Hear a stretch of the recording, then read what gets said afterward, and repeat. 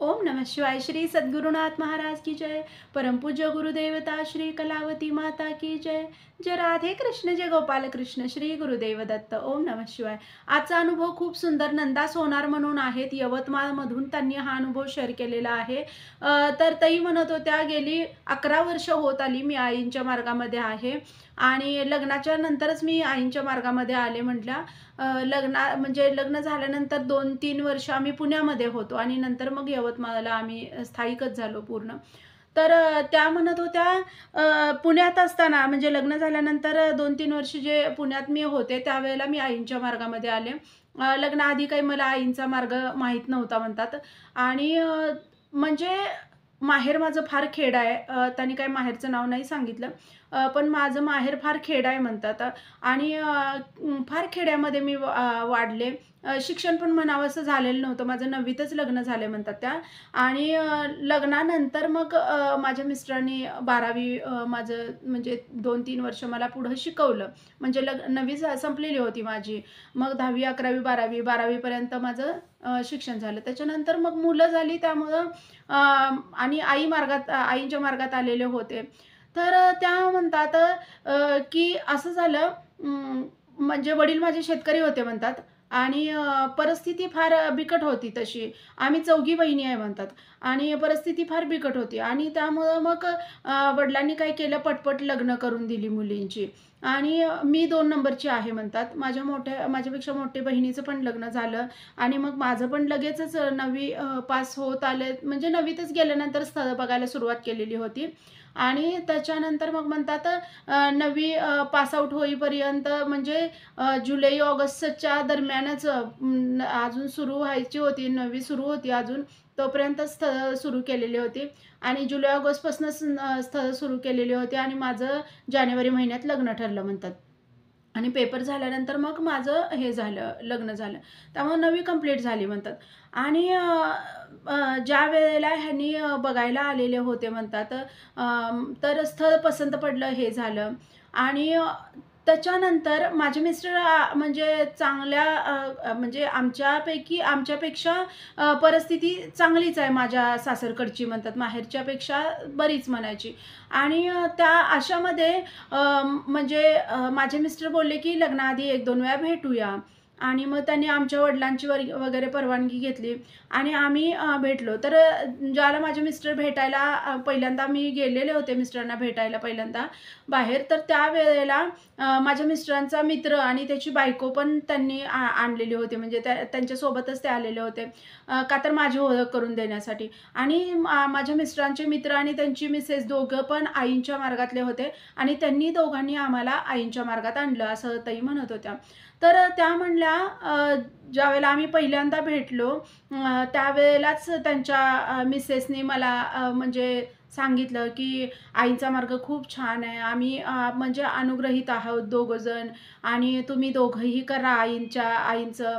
आमचे गुरु आहेत हे" वगैरे. त्यांनी म्हणजे येतानाच ते त्यांच्या गळ्यात लॉकेट वगैरे होतं आणि त्यांच्या येतानाच ते पर्समध्ये बालोपासनेचं पुस्तक ते होतं ना, तर बोलत-बोलत असा विषय निघाल्यानंतर त्यांनी आईंचं आम्हाला सांगितलेलं होतं म्हणतात. आणि माझे मिस्टर "हां, हां, ठीक आहे, ठीक आहे" असं केले, उडवून लावलं त्यांनी पण. मी पण एवढं काही लक्ष दिलं नाही म्हटलं. आणि लग्न झालं आमचं. लग्न झाल्यानंतर म्हणतात आमच्या लग्नाला त्यांनी आले नव्हते म्हणल्या. त्यांचं काय काम होतं का काय होतं, काही मला एवढंसं लक्षात नाही म्हणतात. पण त्यांनी आमच्या लग्नाला नव्हते. लग्नानंतर म्हणतात 1 वर्षभरात म्हणजे घरी फार भांडणं व्हायला लागली. सारखी कुरबुर चालू झाली. माझ्या जावेचं आणि माझं सारखे खटके उडायचे.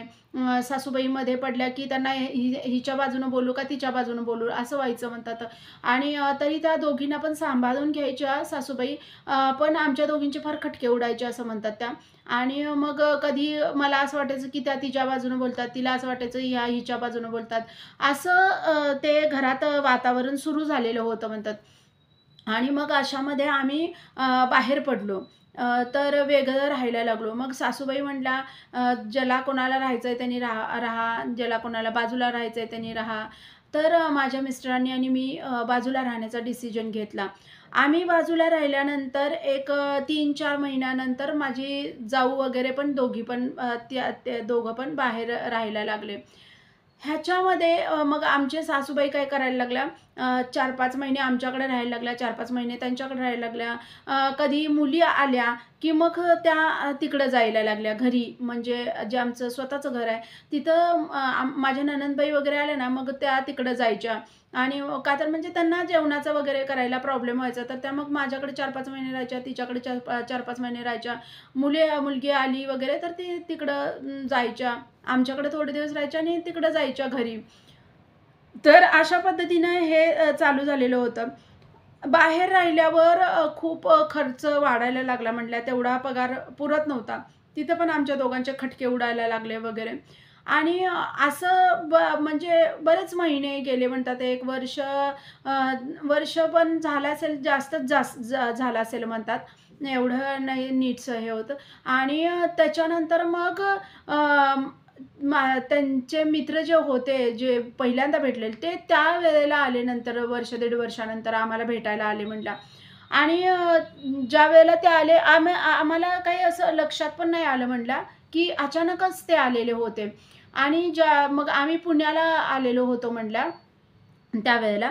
आणि ते भेटायला आले. आणि भेटल्यानंतर काय झालंय वगैरे घरचं ते इकडचं-तिकडचं गप्पा झाल्या. मग सांगणं काही-काही झालं. मग म्हटलं, "आईंच्या मार्गात या, तुम्हाला त्यावेळेला पण सांगितलेलं होतं. आईंचं करत जावा, भजन वगैरे करा. घरात शांतता राहते, पैसा पुरवठीला येईल. थोडंसं भजन करा घरात, थोडंसं धार्मिक वातावरण दोघंही ठेवा." असं त्यांनी सांगितलं. तर मग त्यावेळेला मला थोडंसं हे वाटलं, का तर त्यावेळेला अडचणीत होतो ना. त्याच्या आधी एवढं हे वाटलेलं नव्हतं. तर अडचणीत होतो, त्यामुळे मग मी त्यांना विचारलं, की "हां, ते तुम्ही म्हणत होता, काय करायचं असतं ह्यांचं?" तर "काही नाही, भजन आहे आईंचं, भजन करायचं, बालोपासना आहेत, उत्सवातली भजनं आहेत, खूप छान-छान भजनं आहेत. आणि ह्या कलियुगात आपण भजन करूनच देवाला प्रसन्न करून घेऊ शकतोय. बाकी काही कलियुगात करायची गरज नाही. भजन, नामस्मरणावर आपण देवाला खुश करू शकतोय." तर मी म्हटलं, नेमकं काय करायचं ते मला सांगा. म्हणजे कधी करायचं, काय करायचं?" तर त्यांनी सांगितलं, उपासनेचे असे-असे वेळा आहेत वगैरे त्यांनी सांगितलं मला. आणि मग मला सांगितलं, की "तू कुठल्या वेळेला जमतंय? तिकडं पुण्यामध्ये मंदिर आहे" म्हणला. तर त्यांनी मला मंदिरात पण नेलेलं होतं तिकडं. तर त्या पुण्याच्या मंदिरामध्ये मला आईंचं दर्शन ज्यावेळेला पहिल्यांदा घडलं आणि मला मंदिरात खूप छान वाटलं म्हणला. पण आमच्या इथून म्हणजे जायला म्हटलं तर ते थोडंसं थोडंसं लांब होतं म्हटलं, खूप नाही असं, पण थोडंसं लांबच होतं. तर म्हटला, "तू कधीतरी जात जा, आठवड्यातून 1-2 आठवड्यातून वगैरे असं एकदा जात जा. आणि नंतर हे करत जा, घरी रोजच्या रोज जरी केलीस तरी चालेल. रोज जर जाणं जमत नसेल, तर आठवड्यातून एकदा तरी मंदिरात जात जा आणि ते गेलं पाहिजे." त्या म्हणल्या मला, की आईंचा अनुग्रह घेणाऱ्या व्यक्तींनी किंवा जे आईंच्या मार्गात आहेत, अशा प्रत्येकानं मंदिरात रोजच्या रोज गेलं पाहिजे. एका तरी कार्यक्रमाला म्हणजे 3 हे असतात ना वेळा, 3 टाईम भजन जे असते, तर त्यातल्या एका टाईमला तरी निदान मंदिरात आपली हजेरी असली पाहिजे, असं त्या मला म्हणल्या. पण ते जर शक्य नसेल तुला, तर निदान आठवड्यातून एकदा तरी मंदिरात गेलं पाहिजे.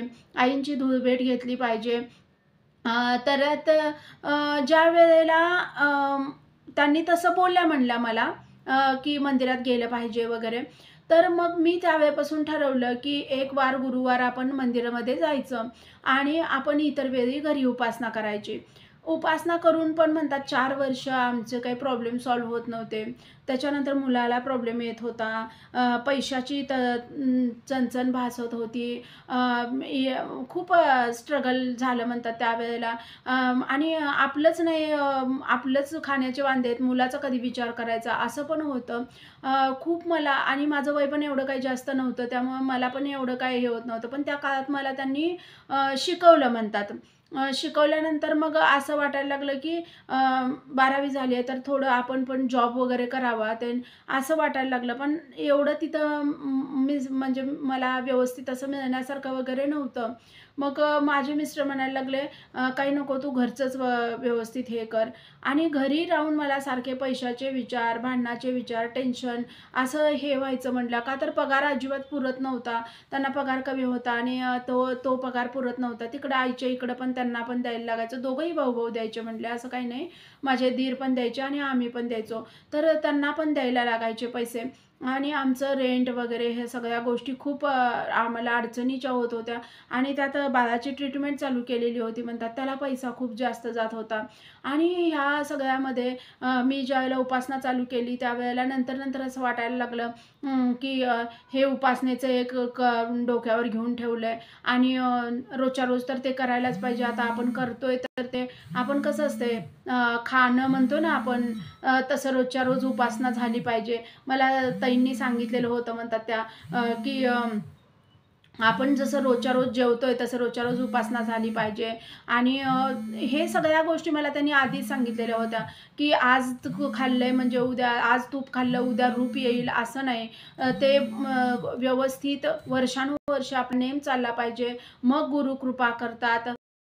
वाटायला लागलं की उगीच आपण हे उपासनेचं वगैरे पण आणि सुरू केलंय आणि हे जर आपण करत नसतो तर कुणाकडे तरी काहीतरी उपाय वगैरे हे असलं काहीतरी केलं असतं तरी बरं झालं असतं. किती वेळ जातो या उपासनेमध्ये आणि करून पण काही उपयोग नाही. समाधान वाटेना. म्हणजे कुठल्याच बाजूनं समाधान नव्हतं, ना आर्थिक ना मानसिक, ना कुठलंच मुलाबाळाचं समाधान नव्हतं, काही नव्हतं. मग त्यामुळं का नाही नको वाटायला लागलं म्हटलं. 4 वर्ष मी करत होते. मंदिरला जायचे आठवड्यातून एकदा म्हणले. पण नाही मला ते जमेनाच झालं होतं म्हटलं. आणि त्याच्यानंतर आमचं इकडं यवतमाळला येणं झालं म्हटलं कामाच्या निमित्तानं आणि इकडं आल्यानंतर तुम्हाला सांगू म्हटलं 1 वर्ष गेलं असेल म्हटलं. तसंच गेलं होतं. 1 वर्षापेक्षा जरा कमी असेल म्हटलं. तसंच होतं. पण इथं आल्यानंतर प्रगती चांगली झाली म्हटलं. इथं आल्यानंतर दिवस बदलले थोडे आणि मग असं वाटायला लागलं हां, इकडचं घर चांगलं आहे, इकडचं म्हणजे इकडचं आपल्याला वातावरण किंवा इकडचं सगळं आपल्याला सूट झालं आहे असं वाटायला लागलं. पण तुम्हाला सांगू म्हणतात त्यावेळेला आईंनी खरी कृपा केलेली होती. ते मला नंतर लक्षात यायला लागलं. ज्यावेळेला ताईंबरोबर एकदा माझं बोलणं झालं, की "कसं आहे आता तिकडं?" तर "नाही, इथं आल्यापासून चांगलं आहे. खूप त्रास झाला मला हो तिथं पुण्यात वगैरे." असं मी ज्यावेळेला बोलले, तर त्यावेळेला त्या म्हटल्या की "सेवेची पूर्तता व्हायला लागली, की सगळ्या गोष्टी आपसूक नीट होतात." त्यांनी तसं म्हणल्यानंतर मग माझ्या लक्षात आलं, की हा सेवेचा पण मी सेवा सोडलेली नव्हती म्हणतात. माझे रोज करायची असं मला त्रास व्हायचा, मला इच्छा नसायची म्हटल्या करायचं, पण तरीसुद्धा मी करायची म्हटल्या. आणि त्या काळात सेवा म्हणजे काय होती, प्रातस्मरण करायची म्हटल्या मी आणि ते पण कधी 10:00ला करायची, कधी 7:00ला करायची, असं करायची म्हटल्या. म्हणजे ज्यावेळेला मला वेळ मिळेल त्यावेळेला सकाळी उठायला वेळ झाला एखाद्या दिवशी वगैरे तर. पण ते 2 टायमिंग होते माझे. सकाळी 7 वाजता तर करायची किंवा 10:00ला तर करायची. आणि मग मंदिरला जाणार असलं तर मग मी काही घरी करायची नाही. आणि मग त्यावेळेला त्यांनी तसं म्हटल्यानंतर मला थोडासा हुरूप आला म्हटल्या की सेवेची पूर्तता व्हायला लागली, की आई कृपा करतात. आणि मग म्हटलं आपल्या ह्या 1.5 तासाच्या सेवेचाच हा परिणाम आहे. आणि मग मी थोडीशी सेवा वाढवली म्हटल्या त्यावेळेला. असं मनानंच म्हणजे माझं मी त्या ताईंनी वगैरे मला काही नाही सांगितलं आणि मी म्हटलं, "आई आणि माझं सगळं व्यवस्थित होऊ दे इथं आणि मी तुम्हाला खरं सांगू, मी एक 20 मिनिटाचं नामस्मरण वाढवेन." असं मी बोलले आणि मी वाढवलं, लगेचच वाढवलं. मी काय इच्छा पूर्ण व्हायची वाट बघत नाही बसले म्हटलं. मी दुसऱ्या दिवशीपासून 20-20 मिनिटं नामस्मरण करायला सुरुवात केली. अगदी म्हणजे देव्हाऱ्यापुढं बसून मी ते 20 मिनिटाचं नामस्मरण करायची. म्हणजे दुसरं काही काम करताना वगैरे असं नाही. तिथं एक बसूनच मी 20 मिनिटाचं नामस्मरण करायची म्हटलं. आणि तुम्हाला सांगू म्हटल्या नामस्मरण मी करायला सुरुवात केली. एक जवळ-जवळ 6 ते 7 महिने गेले असतील म्हटल्या आणि खूप चांगलं म्हणजे मला हे झालं म्हटल्या त्या नामाच्या प्रभावानं, की मला घरगुती काम आलं म्हटल्या. म्हणजे मी आधीपासूनच म्हणजे मी ज्यावेळेला लग्न झालेलं नव्हतं ना, माझ्या घरी पण मशीन होती म्हटल्या, तर मी तिथं पण हे करायला लागले होते. आणि मी यवतमाळला ज्यावेळेला आम्ही गेलो, मी तिथं पण कोर्स वगैरे केला कपड्याचं हे शिवणकाम वगैरे हे केलं. पण मला असं वाटलं नव्हतं ते मी माझ्यासाठीच हे केलेलं. पण मला घरात संधी आली म्हटल्या. ते माझे ब्लाऊज वगैरे शिवलेले बघून का नाही ओळखीच्या बायका विचारायला लागल्या, की "कुठं शिवून घेतेस बरं?" तर "मीच शिवते." "तर तुम्ही शिवताय काय?" म्हणून. आणि मला सुरुवातीला ना म्हटल्या माझ्याकडं एक तिघींनी ब्लाऊज टाकलेल्या होत्या म्हटल्या 4 ब्लाऊज होते. तिघींनी मिळून 4 ब्लाऊज टाकलेले होते. आणि ते इतके छान त्यांच्या मनासारखे झाले म्हटल्या आणि त्यांनी प्रत्येकीनं परत 2-2, 2-2 असे ब्लाऊज हे केले. आता तुम्हाला सांगू म्हणतात मी ड्रेस शिकलेले आहे म्हणतात. त्याच्यानंतर ब्लाऊज शिकलेले आहे. सगळ्या प्रकारचे म्हणजे तुम्हाला सांगू मुलांचे शाळांचे हे असतात ना कपडे, ते सुद्धा मी घेते म्हणतात शिवायला आणि दिवाळीच्या ह्याच्यात तर अजिबात वेळ नसतो म्हटल्या.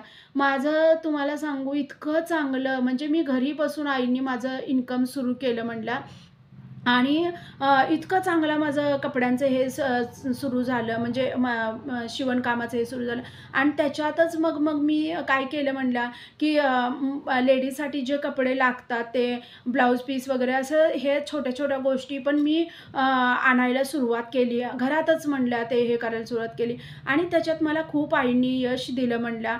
नामस्मरण जे मी 20 मिनिटाचं करत होते, अगदी मनापासून होत होतं ना, तर त्याचा प्रभाव होता म्हणल्या 6 महिने. आपली सेवा सुरू झाली, की आईनं असं म्हणायचं नाही, की तुम्ही द्या मग मी करते. तर एखादी सेवा हां, ठीक आहे. एखादी आपण 1-2 सेवा करतोय आणि मग तिसरी सेवा करायच्या आधी त्या म्हणत होत्या हे 1-2 सेवा करतोय आणि तिसरी सेवा करायच्या आधी, "आई माझी ती इच्छा पूर्ण होऊ दे, मग मी ते पण नेम चालू करेन." असं म्हटलं तर ठीक आहे. पण आपण आधीच कमी करतोय आणि त्यात हे पूर्ण करा आणि मग मी ते करते असं नाही पाहिजे म्हणत होत्या ताई. पण माझ्या 2 सेवा चालू होत्या. 1.5 तासाचं भजन, 20 मिनिटाचं नामस्मरण हे चालू होतं आणि मग ह्या प्रभावानं म्हणल्या माझं कपड्यांचं खूप छान म्हणजे खूपच छान बसलं म्हणल्या. मग ते मी जे ब्लाउज पीस वगैरे लेडीजसाठी ज्या गोष्टी लागतात ते ते पण आणायला मी सुरुवात केली आणि तुम्हाला सांगू ते त्याच्या ह्यानं मला इतका छान रिस्पॉन्स मिळायला लागला. घरातल्या घरातच आहे आणि रिस्पॉन्स एवढा चांगला मिळायला लागला. दिवस माझा कसा उगवायला लागला, कसा मावळायला लागला हे सुद्धा मला समजेना म्हणल्या कामाच्या ह्याच्यामध्ये. आणि मग दोघांचे पैसे यायला लागले. त्यामुळं व्यवस्थित सेव्हिंग वगैरे व्हायला लागली. पण ह्याच्यात म्हणल्या कधी नेम नाही सोडला. नेम कायमस्वरूपी चालू होता आणि तुम्हाला सांगू म्हणल्या ह्या सगळ्या हे करताना मग आम्ही एक खूप छान आम्हाला घर पण मिळालं म्हणल्या. म्हणजे भाड्यानंच मिळालं, पण खूप छान घर मिळालं आणि समोर एक गाळा पण होता त्याच्या. त्यामुळं मला तर आणि ते आमच्या बजेटमध्ये आईंनी दिलं म्हणल्या. मग तिथं आम्ही थोडे वर्ष काढली आणि त्या घरात मग 1-2 वर्ष झाल्यानंतर जशी सेवेची पूर्तता होईल ना, तसं गुरु आपल्याला एक-एक गोष्टी आपल्यापर्यंत देत जातात. तुमची सेवेची पूर्तता पण ना चांगले थोडेसे दिवस यायला लागले, की गुरूंचा आपला मार्ग नाही सुटला पाहिजे. चांगले दिवस यायला लागले, की आपण जी नेम करतोय तो त्या नेमात खंड नाही पडला पाहिजे किंवा तो नेम सुटला नाही पाहिजे. हे पण झालं पाहिजे. वाईट वेळेत पण तेच झालं पाहिजे आणि चांगल्या वेळेत पण तेच झालं पाहिजे, की नेम नाही सुटला पाहिजे. आणि मग म्हणल्या त्या घरामध्ये 1-2 वर्ष गेल्यानंतर मग मी प्रेग्नंट पण राहिले म्हणल्या. आणि तुम्हाला सांगू म्हणल्या गुरुसेवेचा परिणाम होता. मी प्रेग्नंट राहिल्यानंतर माझ्या मिस्टरांना पण खूप आनंद झाला आणि त्यांनी पण त्यावेळेपासून आईंचं हे करायला सुरुवात केली. आणि त्याच्यानंतर बाळ झालं, आमची मुलगी झाली म्हणल्या आणि मुलगी झाली त्याच्यानंतर त्याच वर्षी म्हणल्या आम्हाला आमचं स्वतःचं घरसुद्धा आईंनी दिलं म्हणल्या. सगळं आईंनी कृपा केलेली आहे म्हणल्या. बाकी काहीसुद्धा नव्हतं आमच्याकडं. आईंनी सगळी कृपा केलेली आहे म्हणल्या ताई. आणि ते झालं बाळाचं झालं, घराचं झालं. मग आम्ही नवीन घरात आलो म्हणल्या. मग त्यावेळेला माझे मिस्टर पण आईंच्या मार्गात आलेले होते. त्यावेळेला आता अनुग्रह वगैरे घ्यायचा ते असं ठरलेलं होतं म्हणल्या. पण माझे मिस्टर त्याच्यानंतर मध्यंतरी खूप आजारी पडले म्हणल्या. खूप आजारी पडले आणि ज्या वेळेला ते आजारी पडले ना, तर त्यावेळेला मला असं पूर्ण घर बसल्यासारखं वाटायला लागलं. बरेच जण असं म्हणायला लागले, की घर लाभलं नाही काय? का तर त्या घरात आल्यानंतर, नवीन घरात आल्यानंतर मुलीच्या पण तक्रारी थोड्या सुरू झालेल्या. लहानच होतं ते बाळ आणि मुलीच्या पण तक्रारी सुरू झाल्या होत्या. पण मला पण सुरुवातीला भीती वाटायला लागली. पण म्हणला मी आईंना बोलले, "आई तुम्ही आता इतकं दिलंय ना, तर हे टिकवणं पण तुमच्याच हातात आहे." आणि म्हणजे अ, हे आता मुलगी सांभाळून माझी कपड्यांची पण कामं चालूच होती आणि मिस्टर आजारी पडल्यामुळे मी खूप खचले म्हणला. मी म्हटलं त्यांनी व्यवस्थित होऊ देत, पहिल्यासारखं कामधंदा करू देत आणि मी ह्या घरात नामस्मरण वाढवेन. 1 तासाचं नामस्मरण करेन. असं मी बोलले म्हणलं आईंना आणि तुम्हाला काय सांगू म्हणला 1 दीड 2 महिने गेले तरी पण माझे मिस्टर खूप आजारी होते म्हटलं त्यावेळेला आणि 2 महिन्यानंतर अगदी व्यवस्थित व्हायला लागल्या. हळू-हळू सगळ्या गोष्टी व्यवस्थित व्हायला लागल्या. मग कामाला वगैरे चालले. मला जाताना पण त्यावेळेला सुरुवातीला भीती वाटायची, ह्यांना काय होतंय-बितंय का वगैरे ते. पण म्हटल्या झाले, व्यवस्थित झाले. कामाला रुटीनला बसले आणि मग मी नामस्मरणाचं जे सांगितलेलं होतं, आईंपुढं बोललेले होते, ते 1 तासाचं नामस्मरण मग मी सुरू केलं घरात म्हटल्या. त्याच्या प्रभावानं म्हटल्या काय असेल म्हटल्या, काही माहीत नाही. होत होता त्रास म्हटल्या. पण 1-1.5 वर्षानंतर तो त्रास बंद झाला म्हटल्या, कमी झाला तो त्रास जो होत होता तो. काही-काही वेळेला आपण नवीन घेतल्यामुळं बऱ्याच जण येऊन गेल्यामुळं पण असं असतंय काहीतरी निगेटिव्हिटी येत असेल, काय होत असेल, काय असेल ते आईंना माहिती म्हटल्या. पण ह्या गोष्टी झाल्या. मग त्यावेळेला पण गुरुमार्ग सुटला नाही पाहिजे वाईट वेळेत पण आणि चांगल्या वेळेत पण गुरुमार्ग नाही सुटला पाहिजे. तर गुरूंची कृपा होते म्हणल्या. थोडा वेळ लागेल, पण गुरूंची कृपा झाली की गुरु भरभरून देतात आणि त्याच्यानंतरचं जे हे असतंय ना गुरुमार्ग अनुसरला की सगळ्या जबाबदाऱ्या त्यांनी घेतलेल्या असतात. आपण काही तेवढी काळजी करायची गरज नसते, पण आपण माणूस आहे, सामान्य माणसं आहोत. आपल्याला काळजी वाटते. पण तरीसुद्धा जितकं जास्त होता होईल तेवढी उपासना वाढवायची आणि जी आहे ती उपासना अगदी मनापासून करायची आणि आईंकडे प्रार्थना करायची. तर असे छान-छान अनुभव सगळ्यांना येऊ देत. व्हिडिओ आवडला तर लाईक, शेअर आणि सबस्क्राईब. श्री सद्गुरुनाथ महाराज की जय. परमपूज्य गुरुदेवता श्री कलावती माता की जय. जय राधे कृष्ण जय गोपाल कृष्ण. श्री गुरुदेव दत्त. ओम नमः शिवाय.